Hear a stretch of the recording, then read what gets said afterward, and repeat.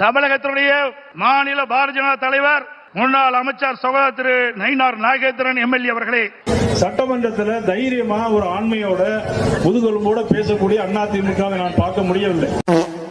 பாட்டாளி மக்கள் கட்சியுடைய தலைவர் முன்னாள் மத்திய அமைச்சர் அறிவுசார் டாக்டர் அன்புமணி அவர்களே, தமிழ்நாட்டின் தலையெழுத்து சாதாரண ஒரு வார்டு கவுன்சிலர் கூட தகுதி இல்லாதவர் தமிழ்நாட்டின் முதலமைச்சராக இருக்கிறார். எடப்பாடிக்கு நிர்வாகம் என்ன தெரியுமா?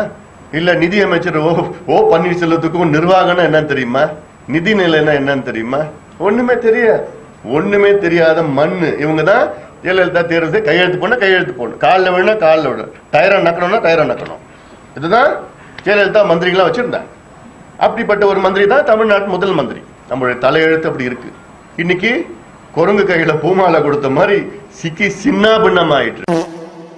அம்மா மக்கள் முன்னேற்ற கழகத்தினுடைய பொதுச் செயலாளர் மதிப்புக்கும் மரியாதைக்கும் உரிய சகோதரர் திரு டிடிவி தினகரன் அவர்களே, இன்னொன்று துரோகத்திற்கு பெயர் பெற்றவர் பழனிசாமி. தமிழ் பதவி வாங்கிட்டு அவர் ஆட்சி ஓட்டெடுப்பில் வெற்றி பெறுவதற்கு காரணமாக இருந்தவர்களுக்கும் தொடர்ந்து ஆட்சி நடைபெறுவதற்கு துணையாக இருந்தவர்களுக்கும் இந்த ஆட்சியை காப்பாற்றி கொடுத்தவர்களுக்கும் துரோகம் செய்து உலகமாக துரோக சாதனையாளர் பெயர் பெற்ற பழனிசாமி இன்றைக்கு ஆணவத்தில் ஆட்டம் போடுறாங்கிறது உலகத்துக்கே தெரியும்.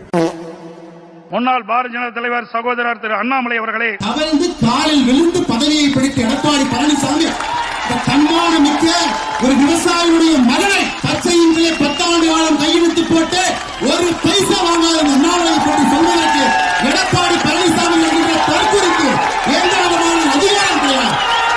இது அகந்தை.